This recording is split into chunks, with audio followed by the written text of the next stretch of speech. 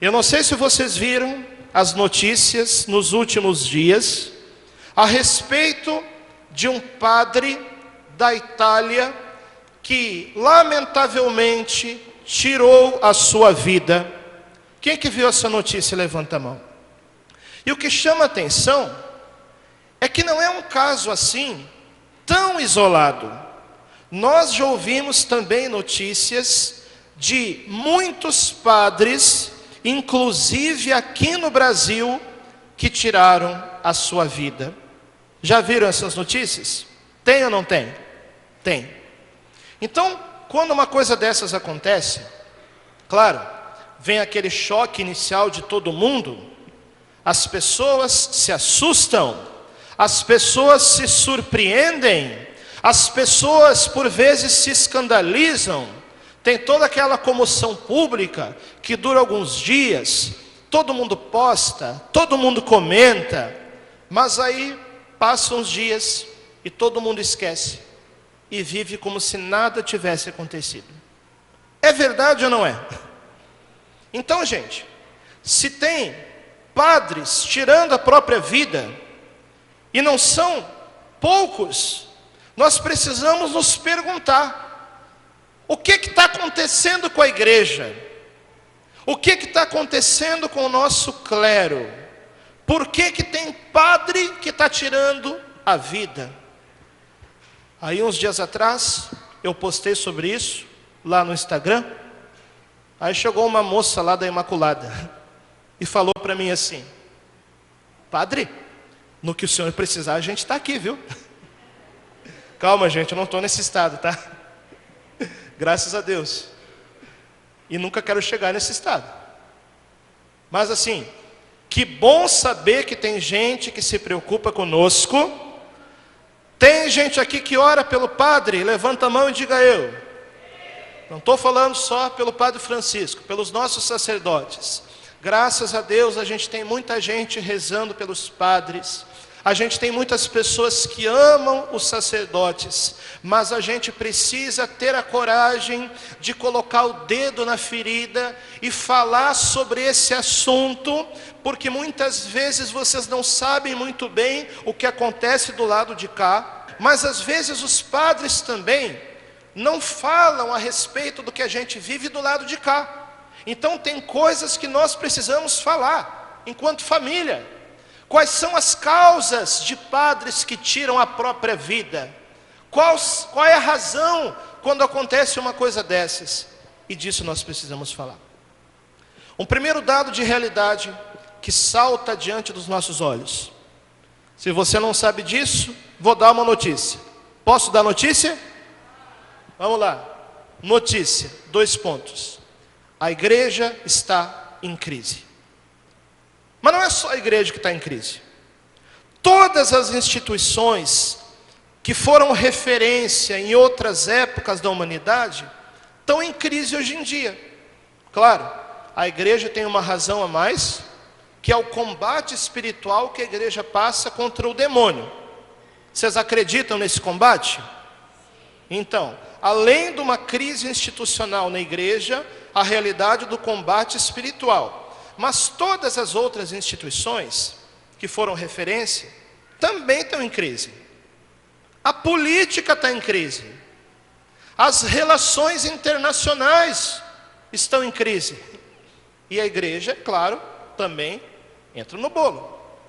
Quanto mais com os ataques de Satanás. E o dado da crise que a igreja está passando é uma coisa tão clara para nós, que vocês podem procurar por aí qualquer padre, seja o clero mais da direita, modo de dizer, né? Mais conservador, ou seja também o clero mais da esquerda, mais progressista. Qualquer padre que você perguntar, vai concordar que existe uma crise na igreja. É claro, os padres mais conservadores vão ter uma explicação para a crise. Os padres mais progressistas vão ter outra explicação para a crise. Mas todo mundo vai concordar que a crise existe. Mas tem algo que a gente pode falar, que é o seguinte: O sacerdote, ele recebe, no dia da sua ordenação, uma configuração. A palavra configuração para nós é muito usada quando a gente vai falar de um computador, né? Um aparelho, computador, né, Franciel? Tem que ser configurado. Configuração é uma mudança que você faz na programação das coisas, que faz com que o computador passe a ser diferente.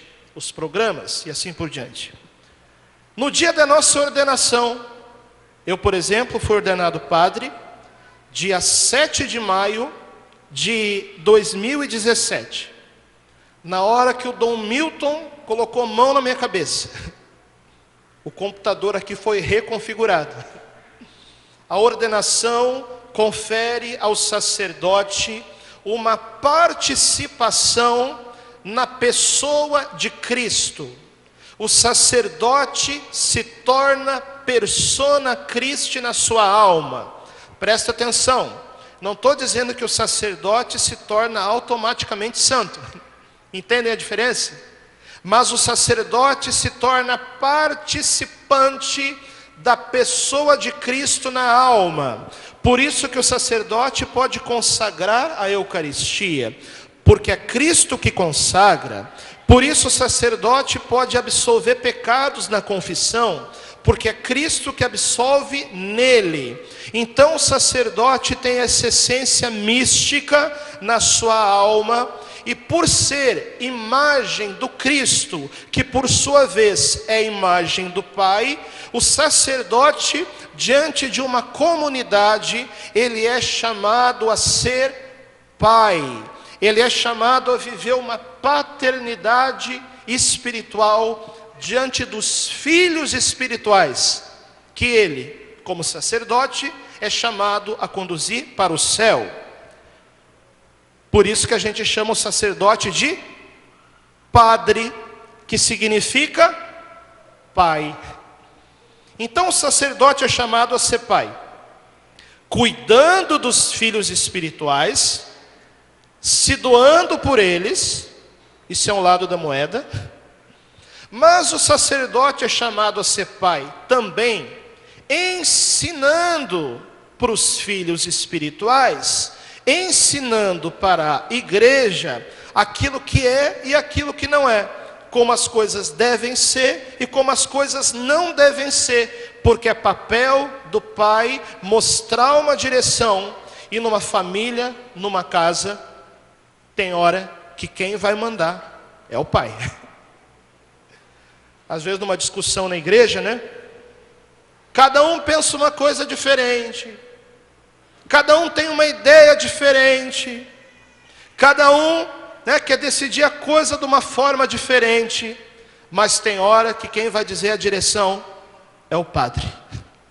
Claro, ele pode e deve escutar todo mundo. Porque numa família sadia, todo mundo pode falar. E todo mundo pode ouvir. Mas tem hora que é o padre que diz, vai ser desse jeito. Ah, padre, mas por que o padre não sei o quê? Motivo muito simples. O padre ficou 10 anos num seminário, se preparando para ser padre. Os outros não. Está entendendo? E o sacerdote na comunidade tem esse chamado de ser pai, de mostrar a direção. Isso já começa a desagradar algumas pessoas. Talvez achem que a igreja é casa da mãe Joana. Tem que fazer do jeito que elas querem. Não, tem que ser do jeito que Deus quer. E para isso Deus colocou alguém ali, que pode ser fiel ou não ser fiel. Por isso reze pelos padres. Mas o que a gente vê no mundo de hoje? A gente vê o seguinte: existe toda uma tendência sociológica, cultural, de querer tirar da alma do sacerdote a essência daquilo que ele recebeu de Deus. De modo que o padre começa a duvidar daquilo que ele é. Uma coisa que o padre Paulo Ricardo sempre fala para a gente é o seguinte: olha, padres, Vocês podem até não acreditar no que vocês são, mas o demônio acredita. Então a primeira coisa que o sacerdote tem que ter é fé naquilo que ele é. Senão tudo está perdido. Então existe aí uma nova tendência que vai fazendo os padres se esquecer que são sacerdotes, vai fazendo os padres, uma vez que esqueceram que são sacerdotes, também esquecem que são pais, vai tirando do coração dos padres o sacerdócio, a paternidade, de forma que o padre acaba sendo visto no inconsciente coletivo como uma espécie de funcionário da comunidade. Se ele não é sacerdote, homem do sacrifício, se ele não é pai, o que sobra? Então ele é um funcionário, né? Aí a pessoa pensa assim, que o padre tem que estar disponível para ela, a hora que ela quer, no dia que ela quer, do jeito que ela quer, porque afinal de contas, ela paga o dízimo. Então ela tem direito ao funcionário da igreja, que é o padre. Isso não é relação de paternidade. Isso é relação de funcionário. E se o padre esquece que é sacerdote, que é pai, e pensa que ele é funcionário, a coisa já começa a se desandar dentro dele. E o pior de tudo, é um funcionário que só tem o ônus, mas não tem o bônus. Lá em Pernambuco, Nossa Senhora apareceu em Simbres. Quem conhece as aparições de Simbres, levanta a mão. E Ana Lígia, que é uma das pessoas que mora lá no santuário, ela começou a construir uma casa de repouso para acolher padres. Padres que talvez estejam doentes, que talvez estejam em depressão, que talvez estejam passando por alguma dificuldade. O objetivo dessa casa, que vai se chamar Terra de Maria, é acolher no local das aparições de Nossa Senhora padres que estão passando por dificuldade. Quem que acha esse projeto bonito? Levanta a mão. Pois é, que vocês têm mente boa, né? Mas chegou uma pessoa e falou para Ana Lígia assim: para que fazer uma colônia de férias para padre? Os padres já não fazem nada. Vou fazer o seguinte, gente. Abri aqui um projeto. Venha passar 24 horas com o padre. Vamos lá. Vamos acompanhar o padre em tudo que ele faz durante o dia. Vamos ver se o padre não faz nada, né? E não estou falando aqui tanto ou somente de volume de atividades. Estou falando aqui de responsabilidades. Você tem noção que é responsabilidade de atender a confissão de uma pessoa, de que você dá o conselho errado, ela corre o risco de ir para o inferno? Você tem noção da responsabilidade que é você ter a missão de ser sinal de Cristo? Então, vai passar uma semana com o padre, vai passar 24 horas com o padre, para ver se os padres não fazem nada, né? Mas parece que às vezes a pessoa também se esquece que o padre é ser humano, que o padre pode ficar doente, que o padre tem que ter horas de sono, que o padre precisa se alimentar bem, assim por diante. O padre não é um robô, e essa natureza das coisas, Deus não mexe. Só que para quem pensa que o padre é um funcionário, não, mas eu sei porque lá na minha paróquia, lá não sei aonde, os padres realmente não fazem nada, porque eu passo lá na frente, eu vejo a hora que eles chegam em casa, eu vejo a hora que eles saem de casa, ele está lá em casa sem fazer nada. Deixa eu só falar uma coisa para você, meu irmão. O padre, a primeira atividade dele, você sabe qual que tem que ser? Oração e estudo. E não é 15 minutos de oração, não. É horas de oração. É horas de estudo. Porque se o padre não rezar e não estudar, o que ele vai transmitir para vocês? Está entendendo? Então o padre não é um fazedor de coisas. O padre tem que ser um homem de oração, que reza, que estuda, que dorme bem, que come bem, que tem saúde mental e, claro, que vai atender os filhos espirituais. Mas primeiro, para isso, ele tem que estar em Deus. Entende a coisa? Mas se é um funcionário, só tem o ônus, mas não tem o bônus. E pior que isso ainda, quando o padre, por acaso, e a gente sabe que isso já aconteceu, inclusive na nossa arquidiocese, Cuiabá, Várzea Grande, se o padre cai na desgraça de cometer um pecado mortal, e aqui eu não vou economizar a palavra, porque o pecado mortal realmente é desgraça, né? Não estou passando pano nisso não. Se o padre comete a desgraça de cair num pecado mortal, comete um escândalo, comete um pecado, uma falta que é exposta publicamente diante da comunidade, qual que é a primeira coisa que acontece? As pessoas vão ver como é que o padre está? As pessoas vão ver o que ele está passando? Não é isso que acontece. Quando o padre cai, quando ele pisa na bola, o julgamento contra ele é implacável. Não vou falar nomes, mas eu teria exemplos históricos, concretos, de padres que vocês conheceram talvez para falar isso. Agora deixa eu refrescar um pouquinho a memória de vocês. Posso? Então vocês vão me responder. Quando você cometeu um pecado mortal, quem você procurou para confessar o pecado?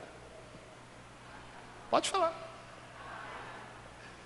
Quando você confessou o pecado, quem guardou o segredo do seu pecado mortal diante de uma comunidade inteira, inclusive diante da tua família? Quando você não tinha coragem de falar o que fez, porque você sabia que as pessoas iam te apedrejar. Para quem você teve coragem de falar? E ele te apedrejou? Ele te absolveu na confissão. Pois é, seu bonito. Pois é, sua bonita.